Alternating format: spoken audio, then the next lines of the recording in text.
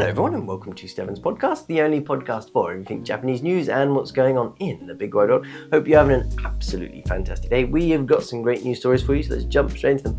First news story for you is actually not a great story. It's coming from Tsushima as well, would you believe it? This is the story of the helicopter that unfortunately crashed into the ocean. So there were 6 people on a medical helicopter going from Tsushima Hospital down to Fukuoka, going into Fukuoka. It was going from the main airport in Tsushima, we only have one, and that was going down to the hospital. Unfortunately, halfway through, something went wrong and it landed in the ocean. 3 people died from the event and 3 people luckily survived it, so that's always nice and good to hear that 3 managed to survive. The patient died, a doctor died, and I think a mechanic. I think the mechanic died from the story, reading it just off the top of my head. Very sad, especially when it's coming from Tsushima. Tsushima's actually been going through a bit of a problem. Apparently, we had a fire this week as well, and someone on the island died from the fire.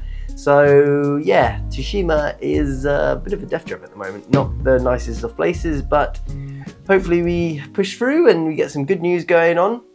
It all, at the moment this week, seems to be bad news going on in Tsushima. It seems like we just get one thing and then one thing after another. We have a speaker system here that goes on the island, and a couple of times this week it has gone off and it has absolutely terrified me because it is so loud. The speaker is very close to my house, and when it goes off, oh good lord. It actually went off in one of the podcasts about a week or 2 ago, and yeah, not fun at all. But there we go, we're pushing through. Hopefully we get some good news on there. We've got some other news stories for you, not Tsushima related, but we have got some other ones. We have got the Japanese prince of all people is entering university, would you believe it? He is going to one in Tokyo. He's not going to Tokyo University, which surprised me. I thought that was kind of like the coveted university to go to. Every person that I've spoken to has always said Tokyo University is the best one. And in fact, I think I've actually got a news story coming up about Tokyo University. No, I don't know. I thought I had a news story for the university, but I don't.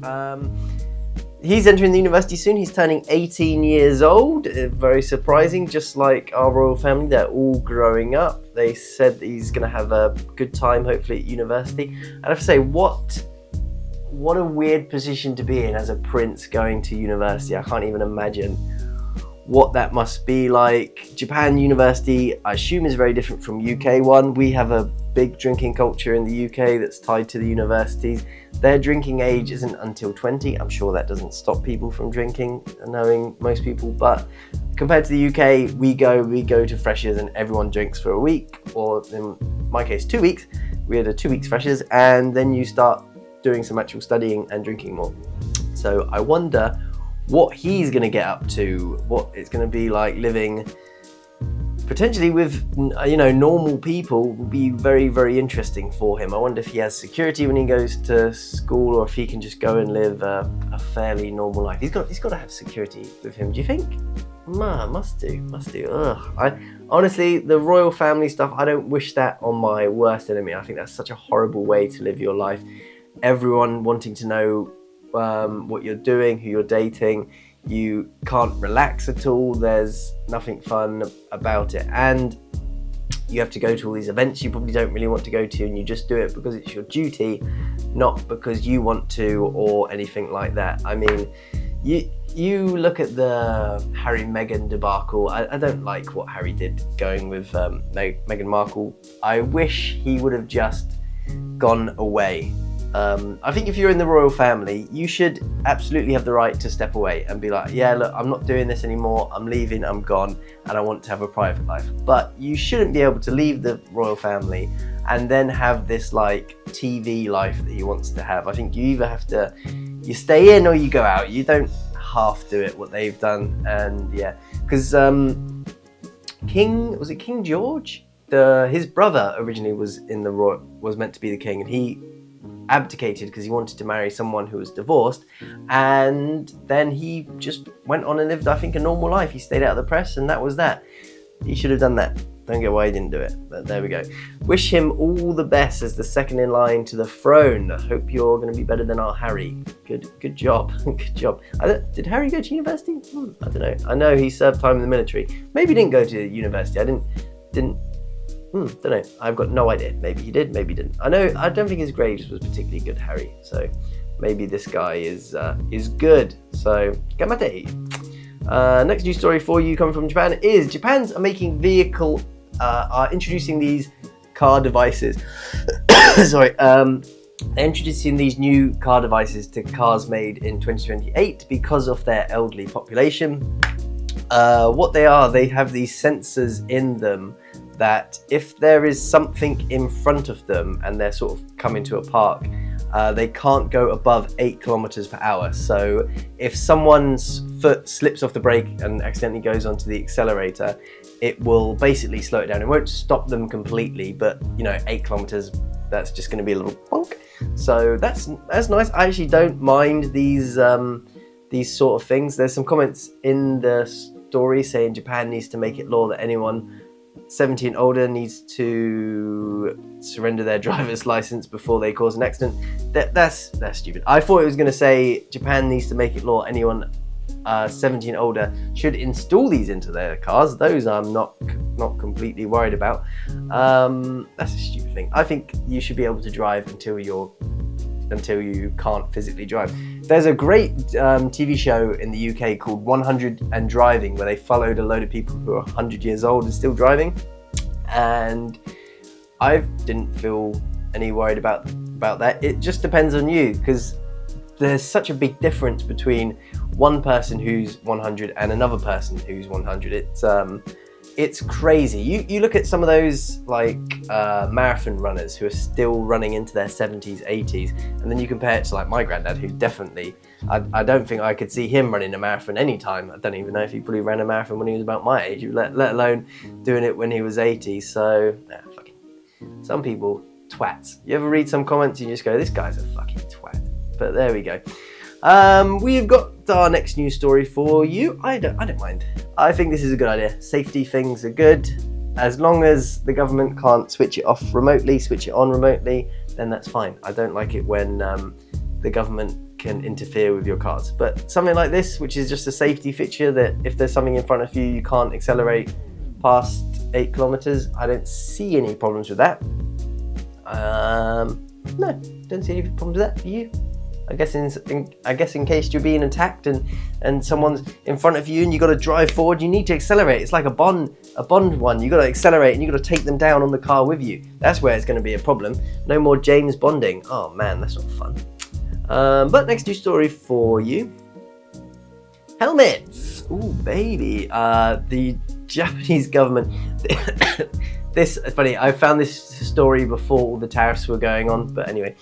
Japan warns consumers about safety of bicycle helmets sold online. This is a common thing in the UK. If you buy a load of stuff from Temu or you buy it cheap, you can get a load of knockoff stuff, which basically is useless. So people are buying these helmets thinking that they're going to protect them when they have a crash. They have a crash and basically the helmet is about as good as paper because it's not actually a proper helmet. And they're saying on here that even ones that are getting marked with EU safety standards are not always particularly safe. So just be careful where you buy your helmets on. Any safety gear, if it's too cheap to be true, it probably is cheap. If it comes to your safety, go and buy it from a proper place. Go to an actual physical store and buy it from there. Sure, there's of course no guarantees that will be real, but that's probably 99.9999999% more effective than the stuff that you're going to get on Amazon, Temu, and all this cheap crap. I saw someone is selling this really cool helmet which it folds out. So if you're commuting, you can bring it with you, and it folds up to about that thick, not small, but smaller than a proper helmet. And then you just click it out and then put it on your head, and it's safe. And it looks good. I don't know how it is safety-wise. Hopefully it's good, but we'll see. I think if I know a lot of people don't like wearing bike helmets for whatever reason, but if you're gonna ride a bike, just have a helmet. It's just common sense. Personally, bikes terrify me. I would never ride my bicycle in a busy place. I've never rode it in a busy place. The only times I've really ridden a bike was when I was about 13. I used to cycle about 1 mile down to the park to play basketball with my friend, and then I would cycle all the way back, and that was it. In London, sometimes I'd take my bike to Windsor Park. That was very relaxing, very nice, but I've never used a bike to commute anywhere, ever, and I would never do it. It's stupid. But the next news story coming up for you is... Japanese jokes go wrong. This is funny. April coming up. It was about April 1st. Sorry, 9 days ago on the 9th now. And a popular Japanese franchise, hockey. I've never seen this one. So, Hoka Thai. I've never seen this franchise. Maybe it's somewhere not in Kyushu or not in Tokyo. Let's see if I can see a picture of it. And yeah, I have never seen one of these before. We definitely don't have one in Tsushima. We have Hotomoto, which is sort of their competitor apparently. But they put on their Twitter on April 1st, we will stop selling rice due to all the price increase. What's it? We will stop selling rice out of our Hoka stores across the country in the view of the surging rice prices. The hashtag at the end of it said April Fools, and they had to release an apology because so many people were thinking that this was a true story and were like messaging them being like, oh my god, they're not selling rice, and going, what, this is crazy, how can you not sell rice, you're a bento store, every bento in Japan has them. So when I saw this, I was laughing so hard. When it comes to jokes and the elderly Japanese people, they don't always go together, they don't mix, certainly not. Speaking of jokes that don't mix, I just went to the dentist and I got a crown fitted here. Might be able to see it. First crown I've ever had. I had to go in by myself, which was not fun with my level of Japanese, and try and get it all fixed. And basically I just went, yes. Showed him the tooth. That I had a dentist who was about 1,000 years old, classic Tsushima dentist. I'm not joking, he must have been, he's got to be older than my granddad. I would put money on that he's nearly 90. Got to be nearly 90. He's done a good job so far. It hasn't fallen out of my mouth. He said it's a bit big, but I cracked a tooth and I had a filling in the same tooth. So he had to take the rest of the tooth away and then put this crown on it.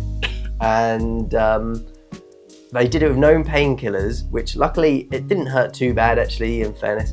And what else was there? Yeah, he kept shouting at me because I wouldn't open my mouth big enough because my mouth was sore from being open for so long and I could only keep it open so much. He kept going, mouth, open your mouth, shouting at me, so that was funny. And we will see how it goes. I'm sure I'm going to go to the dentist in the UK or somewhere else just off the island, because I've been to the dentist in the mainland and they are much better, much more modern, younger dentists, all good stuff, really much more high-tech than my dentist that I went to. And I'm sure I'm going to go to them, they're going to see that and be like, how do you have that at your age? Where did you go? This is something that people used to do 20, 30 years ago. I can't believe that they still do this. And I'm going to laugh about it and say, yep, that's my Tsushima tooth. So wherever I go now, I'm going to have a bit of Tsushima in my mouth to remind me of my lovely time, and I'm going to call it my Tsushima Tooth from now on. And I love that saying. I will say it was a little bit apprehensive when I went in. Not the cleanest of places. Could have been a little bit cleaner. I almost thought for a moment maybe I should leave, but my options were, being in Tsushima, I would have to wait. I did this on a Sunday, so my options were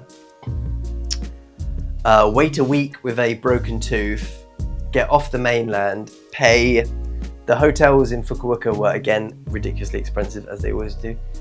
Pay about $200-300 for a hotel for the night, and then also get an appointment on a Saturday, which I know for a fact if I had phoned up and said, hey, I've got a broken tooth, they would have put it down as an emergency appointment and probably charged me double. luckily, when I phoned this one, I was like, hey, I've broken it, but it doesn't hurt.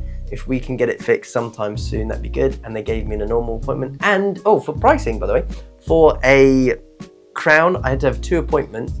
All in all, it came to, I think, just under or just over 5,000 yen, which is about £35, £30, £40, depending on the exchange rate. So pretty good. We'll see how long it lasts. Annoyingly enough, I just went to the dentist about 3 or 4 weeks ago. They gave me a perfect bill of health for my teeth, and they said to me, your fillings are getting a bit old. Do you want us to replace them? You don't have to, but maybe it's a good idea every now and again. I said no. Turns out that I was going to lose one anyway, because they had to take it out to put the crown on. So there we go. Funny old world. Teeth are not fun. When it comes to your teeth, you got to take care of them. And I wish when I was about 15, I had taken better care of them. I'm good now, but I've got a lot of fillings from when I was a teenager. Very, very, very not very lackadaisical when brushing my teeth. But next news story for you. Fake Japanese whiskey and going around the world. So there has been a problem recently with fake Japanese whiskey getting into America, UK, China, all things like that. And basically what people are doing is counterfeiting the Japanese whiskey so that they can sell it for more, because Japanese whiskey recently has exploded. It's become very popular. I'm not a whiskey fan. Whenever I go out, I never drink whiskey. I get just the worst hangovers when I drink it. But they're releasing a new emblem which they're going to stamp onto all Japanese whiskies, and they're setting these requirements for it to become Japanese whiskey. And I think it was here's the requirements here. Malted grains must be used, and raw ingredients must be limited to multi-grains or other cereal grains and water. The water used must be taken out of Japan. The fermentation sacrification, is that how you say that? I've never seen that. Sacrification? I might have to put the word up here. I've never seen that before. And distillation must be carried out in a distillery in Japan. That makes sense. The distilled product must be aged for at least 3 years within Japan and in wooden casks not exceeding 700 litres. Wow, that's pretty big. Whoa, how big can you get them if you can get it bigger than 700 litres? Are you just putting it in a swimming pool? Wow. Bottling must take in Japan with alcoholic strength of at least 40% at a time. So a lot of requirements here. Sorry, you then get a Japanese stamp and you can sell your whiskey. So if you're buying whiskey in the next year or two and it doesn't have one of these stamps, possibly fake.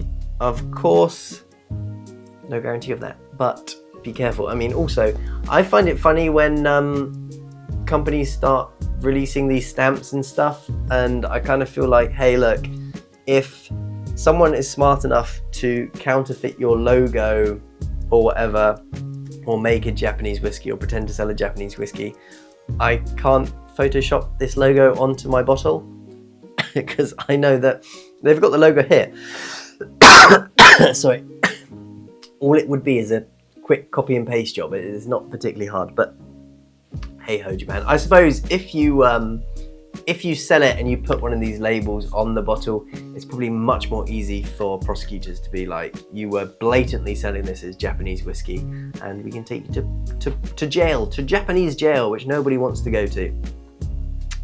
Next news stories for you. A story which I don't agree with, but the Mainichi, or the government, seems to think is good. There has been a price index of Japanese trains, and they are saying that Japanese train fares are good value among G7 nations.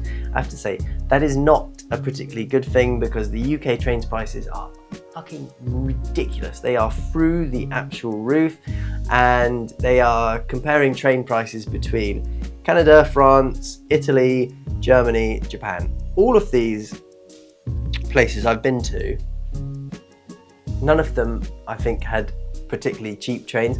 When I go to Korea, their trains were so cheap. The subway there is just ridiculously cheap. Every time I use it, I put on I don't know, £10, and it will last me a whole weekend. And that's me going to multiple stops all through the weekend. Lots of fun. It's so cheap, I can't believe it. It makes my eyes water when I think about how much I used to pay in London to get on the train. But I'm looking at doing a possible trip to sort of Tokyo, maybe Nara, a few other places around there.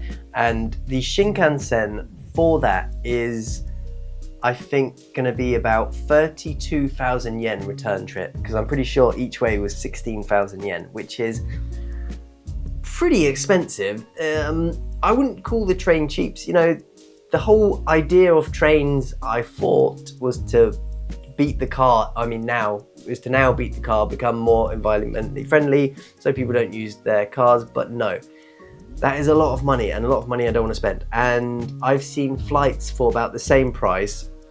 So I'm like, I'm in Naring, which one do I get? Do I get the train or do I get the plane? The only benefits to the train is basically I don't have to go through security to do it. That's nice. And no turbulence. I mean, the train is a little bit more relaxing, but I don't know. I certainly wouldn't call the trains cheap. I will say this is slightly stacked because they've got the UK in this, America in this, who, as far as I'm aware, Americans do not have the best train system in the world. France, Italy, and Germany, I've never heard people complain about this. Germany's trains, yeah. Japan are the cheapest. I will say, which trains are they factoring into this? They're probably not factoring in their Shinkansens. I bet it's probably just the normal slow train, which takes about 10 years to get anywhere, and you go through every single stop, and it's not overly good. I suppose I did get a train from Iwajima to Matsuyama, and I don't remember that being particularly expensive. So maybe they are cheap. They're probably not as cheap as I want them. I want the Shinkansen to be nothing. I want to pay £20 for the Shinkansen to get me to Tokyo. That's the dream, baby. That is the dream. But next news story for you is... Oh, are we out of news stories? That might be the last... Yep, I think that is actually our last news story for today. And I think that's going to be... Let me just see if I got one more link here. Oh yeah, cherry blossoms have all come out. Absolutely beautiful. It's been a fantastic week here in Japan, apart from, unfortunately, the things in the helicopter and the fire that went in Tsushima. But Tsushima has just become this beautiful place. Every year it happens, and it lasts for not long enough. I mean, honestly, the cherry blossoms come out for a week if you're lucky. Some trees last about a day or two. And I had this beautiful moment yesterday where it's my first day back teaching.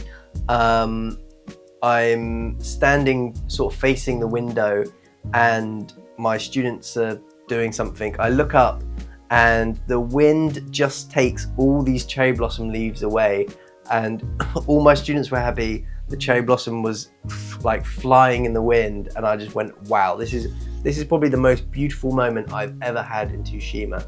Oh, actually, I don't know. Tsushima's tough because the sea here is so beautiful. Every day when I'm driving somewhere, I see this beautiful coastline, but that is definitely a top 10 most beautiful moment in Tsushima. Like that is locked into my brain, just the way that the wind took all the leaves off the cherry blossom and it went up. And oh man, I wish I'd had my camera and I was recording that, because so beautiful. Honestly, if you get the chance to come to Japan during cherry blossom season, it's beautiful. It is very expensive. It's the most expensive time of the year, unfortunately, because everyone wants to come and do it.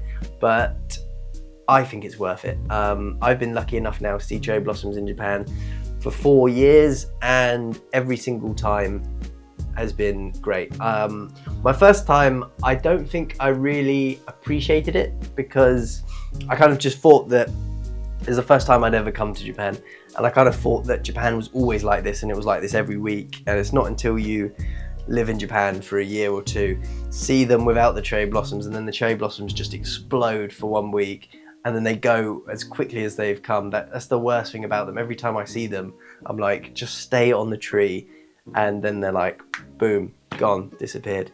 Really sad, but yeah, absolutely beautiful. I've had a fantastic week here, minus the teeth pulling out.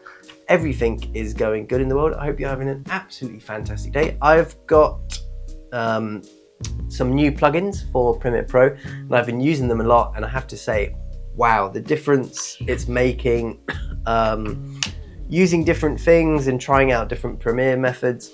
I put up a video today, it took me 6 hours to edit, and I feel like I have just leveled up massively compared to some of my other videos. It's nice taking some time off, but getting back into it. There's one thing that I still haven't worked out how to do yet, and it's to do with the subtitles. And once I get it, it will be nice. But I tried to copy and paste this effect over, and the timing of it was all going wrong. I was getting really frustrated today, but I am very happy with the way everything's going editing wise.